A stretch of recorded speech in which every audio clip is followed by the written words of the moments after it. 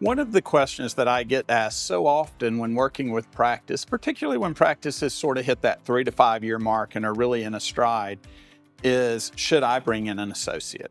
I'm asked that so often that I've actually put together a checklist on bringing in an associate on mydentalcpa.com under the resources there. So when I'm working with the dentist and they're asking about bringing in an associate, we first off need to determine why they want to bring in an associate. There are typically 3 reasons I see that people are interested in bringing an associate. One is that increased revenue, obviously. I mean, we always want to grow the practice. The second reason I see is that the primary dentist, the owner dentist, would like to take more time off, which is another great reason to bring in an associate. The third, and my favorite reason to bring in an associate, is actually because at some point the primary dentist is looking at selling or retiring from the practice and wants to have somebody there to buy it. You've got 2 considerations when we're talking about bringing in associates that I think are key. One is revenue, and the second one is space. First off, if you're below 1.2 million in revenue, I would not think that it would make sense to bring in an associate. What's going to happen is when you bring in an associate, your costs are naturally going to go up.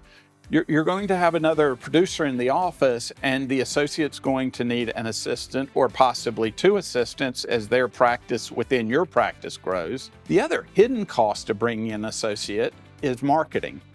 A lot of times you will want to do marketing around the new associate coming in.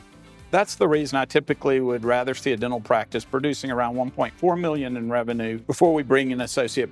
That allows for a reduction in the owner's profit to cover the cost of the associate. The second major need is space and making sure that you have enough space for an associate. For instance, if you only have 5 ops in a typical practice, 2 of them are probably hygiene, the dentist is working 2 columns, and you have 1 chair for emergencies.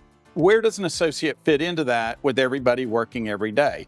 What that would mean, in order for the associate to be able to come in and work, you would not be able to work, and it's much more profitable for you to work than for the associate to work. I normally would recommend at least having 7 or 8 ops if you're going to bring in an associate. This is important to think about when you're building a building or you're leasing space. Is, do I plan on bringing in an associate, or do I plan on being a solo practitioner? Either way you go, you can have a great career in dentistry.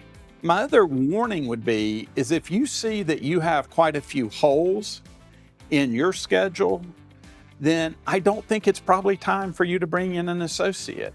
If you have any questions, please feel free to email questions@mydentalcpa.com.